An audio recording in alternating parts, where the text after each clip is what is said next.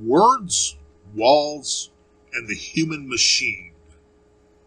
How language shapes culture and why censoring sex is an unsustainable architecture.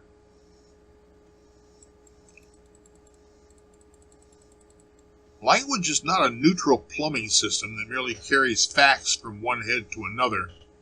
Contemporary cognitive science and cultural theory treat language as one of the primary tools humans use to build categories, lock in habits of attention, and transmit social knowledge across generations.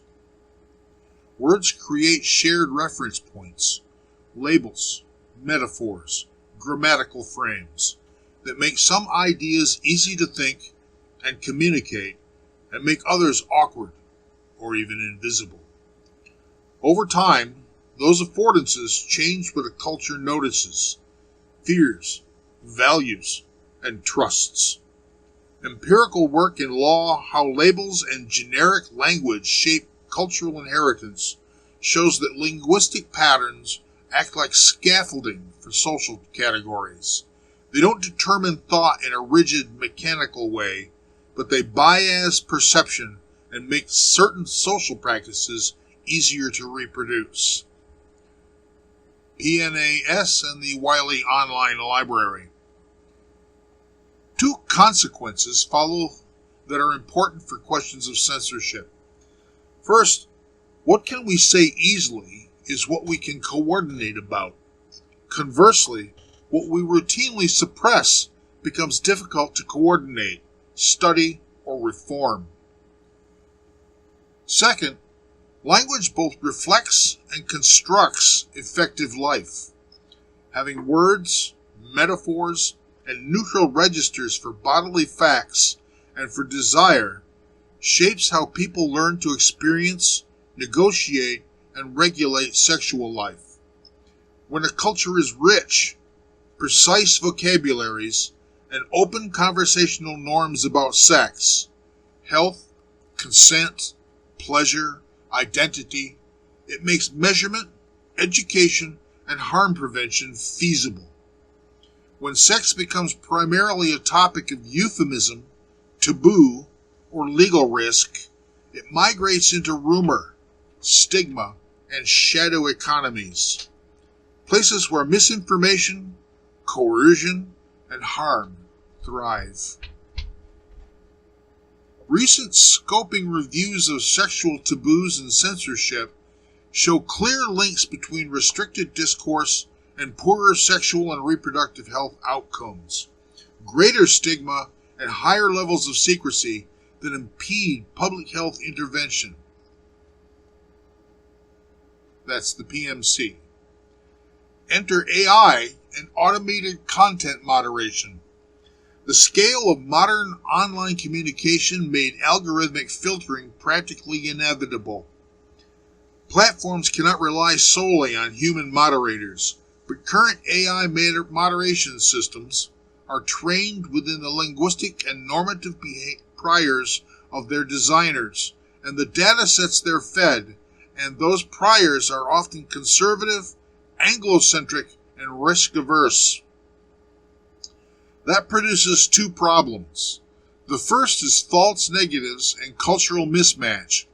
Content that is harmless or clinically necessary in one linguistic cultural context may trigger takedowns because an AI learned a narrow definition of sexual content from a Western data set.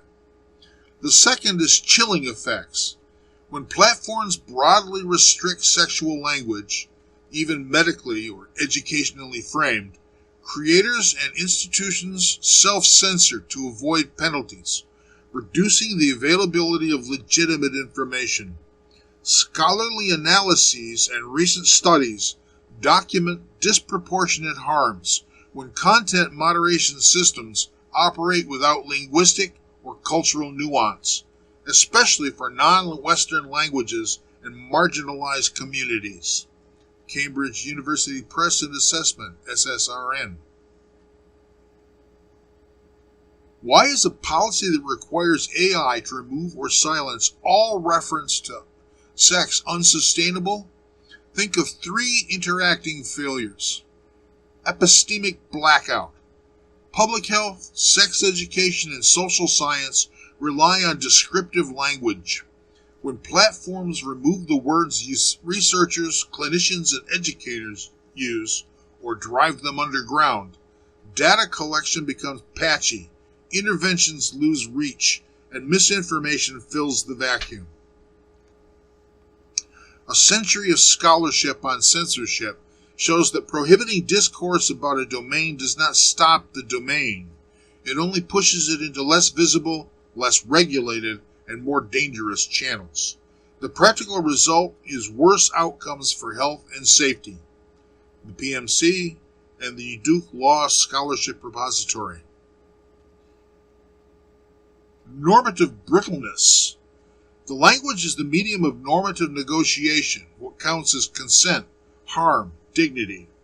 If a society narrows its permissible speech so that nuance, boundary setting, and non-judgmental clinical description are off limits, then the very conversations necessary to update norms, to teach consent, to investigate abuse, to adapt to new identities and technologies become politically risky. That makes legal and cultural systems slow to adapt and brittle in the face of emergent harms. This is especially perilous for marginalized groups, whose very names and experiences may be absent from sanitized vocabulary. Wiley Online Library and the University of Law. Technological feedback loops. AI moderators learn from human decisions, policy, reporting, and these decisions are themselves shaped by existing social taboos. A vicious feedback loop can form. Conservative moderation reduces the diversity of permitted discourse, which in turn deprives future AI training data sets of examples that would teach nuance, which makes moderation yet more blunt. Several analyses warn that AI is already amplifying censorship capabilities for both democratic and authoritarian actors. Absent careful design and transparency, automated moderation can harden and export the most repressive speech norms. Time and the Washington Post. There are, of course, counterarguments and legitimate constraints. Platforms must limit non-consensual sexual contact, explicit exploitation, and child sexual imagery. The other clear harms. The policy challenge is not whether moderation is needed. It is how to design rules and systems that separate coercion and abuse from legitimate, clinical, educational, artistic, or identity-affirming speech.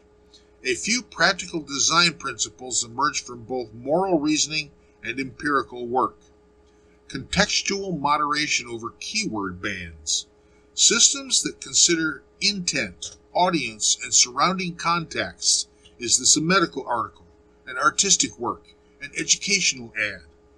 Do far better than blunt keyword filters at protecting speech while removing harm. Human review with culturally competent guidelines improves outcomes where it's feasible. SSRN. Community-informed taxonomies involving linguistically and culturally diverse stakeholders prevents Anglo-centric priors from erasing minority vocabularies. Moderation policies should be localized and transparent about edge cases. Cambridge University Press and Assessment. Safe channels for clinical and educational content. Platforms can create verified lanes for sex health providers, researchers, and educators, where context signals and metadata, e.g. scientific publisher tags, reduce false takedowns. This preserves access without opening loopholes for abuse. Aviva Ram, MD. Ultimately, the science suggests a middle path. Language matters deeply to cognition and culture, so the reflex to ban the words is not harmless. eliminating ordinary discourse about sex, or delegating that elimination to black box AIs with narrow priors risks an epistemic famine, worsens health and safety. Brittle norms in a feedback loop that hardens censorship into infrastructure. If societies care about resilience, justice, and public health, they should treat sexual speech as an area that requires thoughtful, contextual governance rather than blanket suppression. The alternative is to trade short-term moral comfort for long-term social fragility. A culture that can't name its bodies, its desires, or its harms will be poorly equipped to care for them. PNAS, PMC, and Time.